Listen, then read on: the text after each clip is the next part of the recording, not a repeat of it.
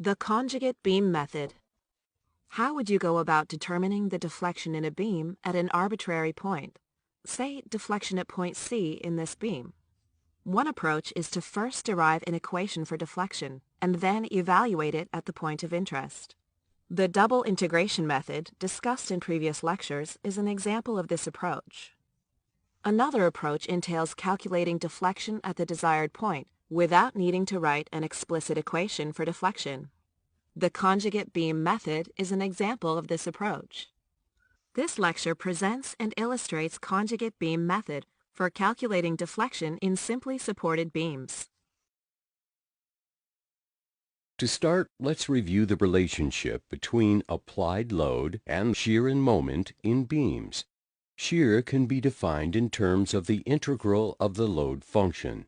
Vx equals the integral of Wx, where Wx is the load function and Vx is the shear function. The same relationship can be expressed graphically using load and shear diagrams.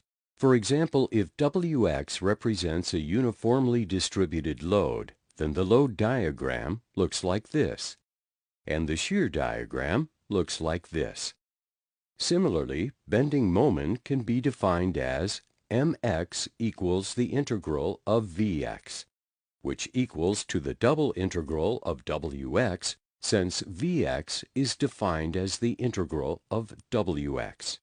So if we express the applied load as a mathematical function, its first integral describes shear in the beam, and the function's second integral describes moment in the beam.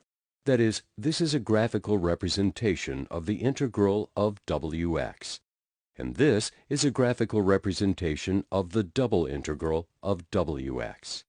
But what does all this have to do with calculating deflection?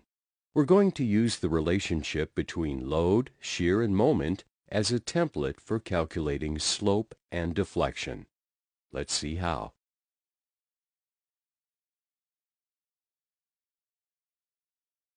Slope in a beam can be defined as the integral of m over EI, where m is bending moment,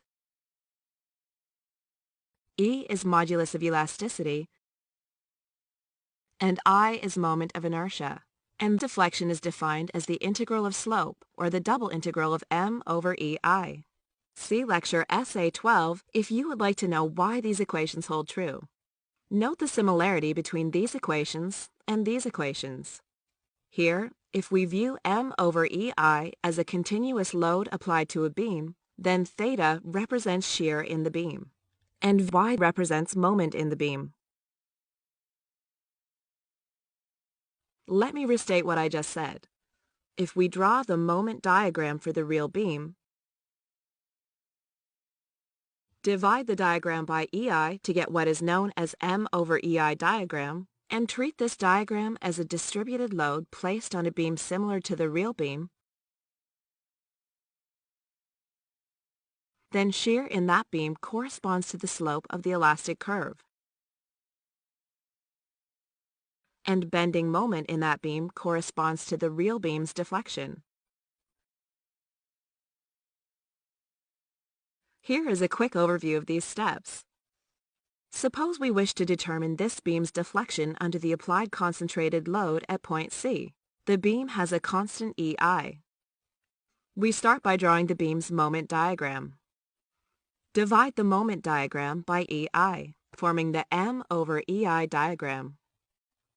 Now, draw what is called the conjugate beam. I will explain how the conjugate beam may differ from the real beam in a minute. For this problem, the conjugate beam is the same as the real beam. Place the m over EI diagram on the conjugate beam as applied load. Then, determine the bending moment at point C in the conjugate beam.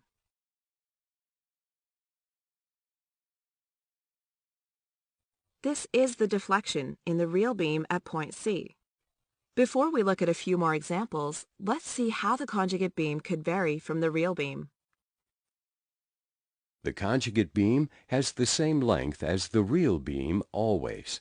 The supports for the conjugate beam, however, could be different than those in the real beam.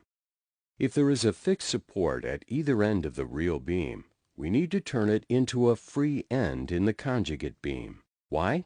Keeping in mind that shear in the conjugate beam represents slope of the elastic curve in the real beam, and moment in the conjugate beam represents deflection in the real beam, then shear and moment at the boundaries of the conjugate beam must match slope and deflection at the boundaries of the real beam.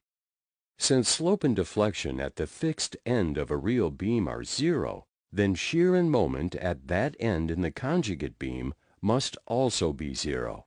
The only end condition that produces zero shear and zero moment is a free end. That is, there is no shear or moment at the free end of the beam. Therefore, the conjugate beam must have a free end where the real beam is fixed. What if the real beam has a free end?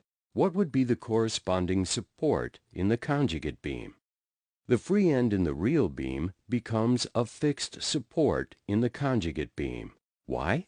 Because the real beam has a non-zero slope and a non-zero deflection at the free end. Therefore, the conjugate beam must have a non-zero shear and a non-zero moment at the point. The only support type that produces a non-zero shear and moment is a fixed support. What if the real beam rests on a pin or a roller? What would be the corresponding support type in the conjugate beam? Well, that depends on the location of the support. If the pin or the roller is an end support, then the corresponding support in the conjugate beam is also going to be a pin or roller.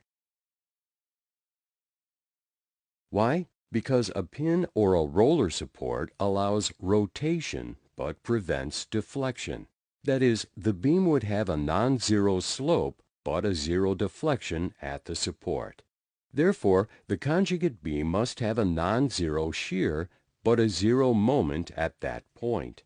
A pin or roller support placed at that end of the conjugate beam indeed produces a non-zero shear and a zero moment.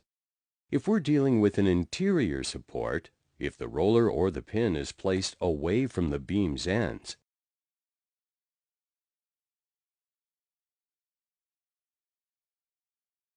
then the conjugate beam is going to have an internal hinge at that point.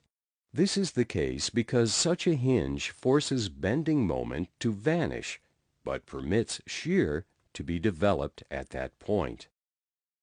In summary, if this is the real beam, then the conjugate beam should look like this. Or if this is the real beam, then this would be the conjugate beam. For this real beam, we should use this conjugate beam. So what if the real beam looks like this? Can you draw the conjugate beam for it? This turns into a free end. This remains the same. And this? Well, here the beam has a deflection, and the slope of the elastic curve is non-zero and discontinuous. These conditions need to be matched in the conjugate beam. At C, there must be a non-zero moment and a discontinuity in shear value. A pin or roller at C produces the desired conditions. So the conjugate beam looks like this. Now let's look at a few examples.